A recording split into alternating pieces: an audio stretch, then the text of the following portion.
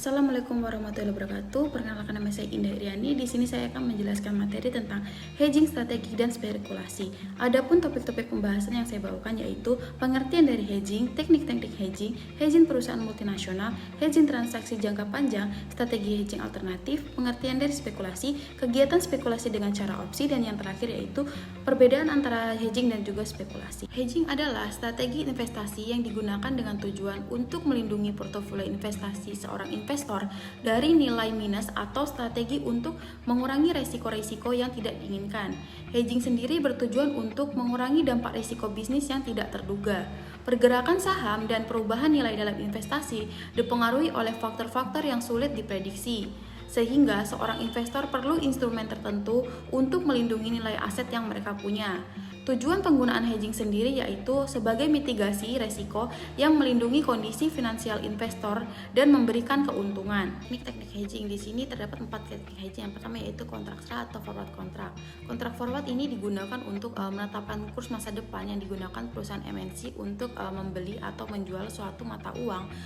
Kontrak ini pada umumnya digunakan dalam transaksi besar pada perusahaan, dan perusahaan MNC dapat meminta kontrak forward dalam jumlah yang sama dengan jumlah yang diinginkan. Perusahaan dapat menjual atau membeli forward piutang atau hutang mata uang asingnya untuk menghilangkan eksposur transaksi. Yang kedua di sini ada kontrak berjangka atau future kontrak, di mana kontrak berjangka ini memperoleh kesepakatan harga sebelum terjadinya transaksi jual beli. Biasanya kontrak ini terjadi antara dua pihak pada berusaha berjangka. Dalam kesepakatan kontrak, kedua belah pihak ini telah menyetujui harga untuk pembelian sebuah instrumen atau aset di mana di masa depan. Jika ada kenaikan atau penurunan harga tidak akan mempengaruhi kesepakatan yang telah disetujui sebelumnya. Yang ketiga di sini ada lindung nilai pasar uang atau money market hedging, di mana lindung nilai ini pada pasar uang melibatkan posisi di pasar uang untuk melindungi hutang atau piutang di masa yang akan datang. Pasar uang ini merujuk pada lokasi transaksi pada jual beli jangka pendek yang jatuh temponya tidak lebih dari 1 tahun. Ada beragam strategi yang bisa diterapkan untuk melindungi nilai sebuah instrumen. Salah satunya yaitu dengan digunakannya cover call atau ekuitas.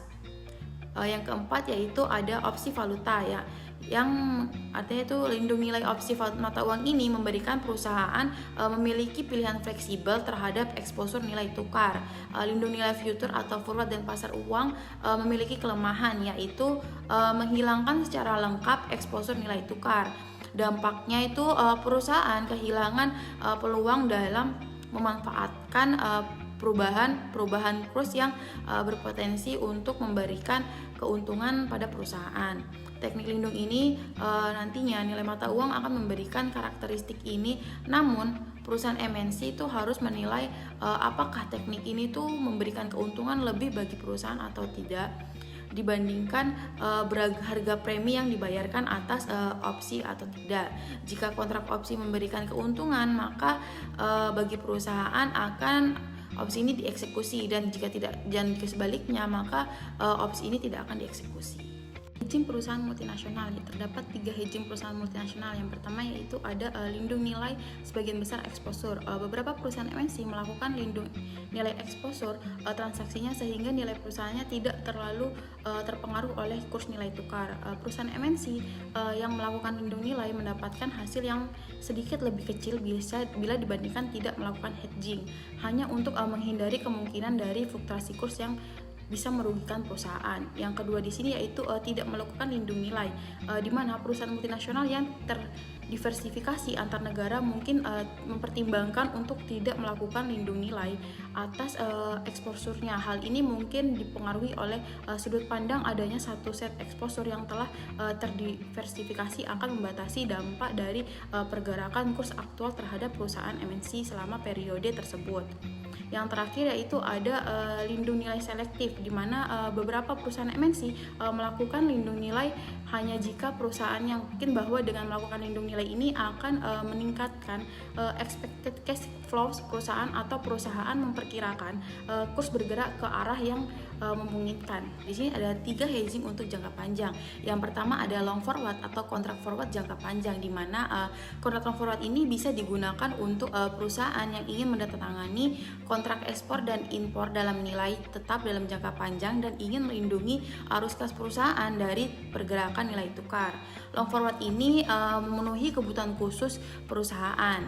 Yang kedua ada currency swap atau metode ini memberikan kesempatan untuk mempertukarkan satu valuta dengan valuta lain pada kurs dan tanggal tertentu, di mana bank berperan sebagai perantara antar kedua pihak yang ingin melakukan currency swap.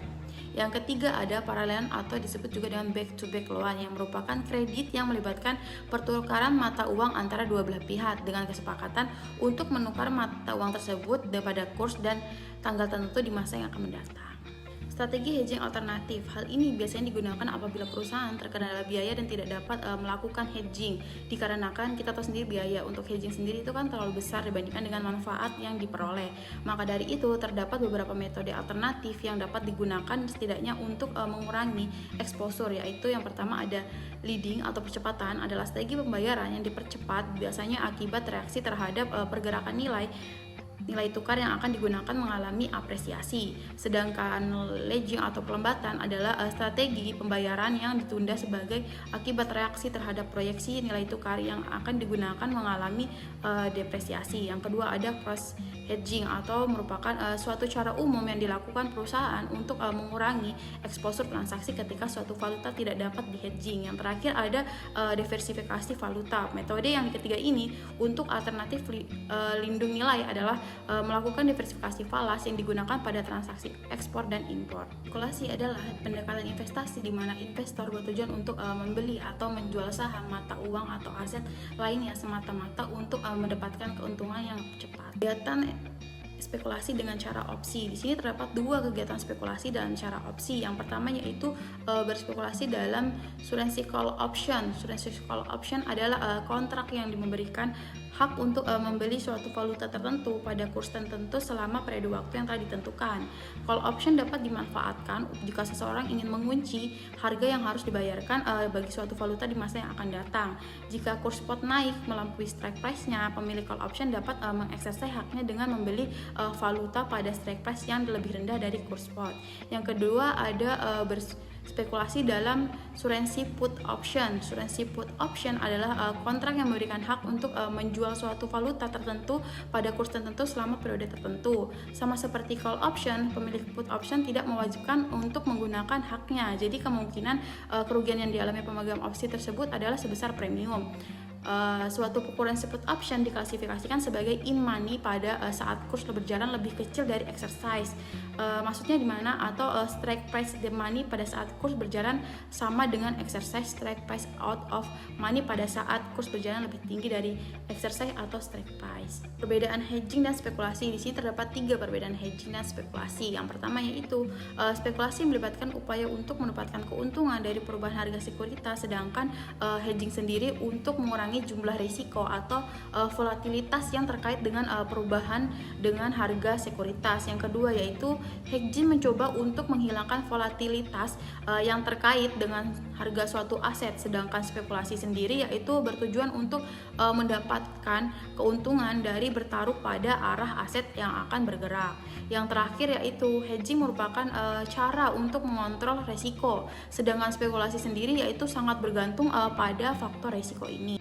Demikian video pembelajaran mengenai hedging strategi dan spekulasi yang dapat saya sampaikan. Mohon maaf bila ada salah-salah kata. Wassalamualaikum warahmatullahi wabarakatuh. Terima kasih.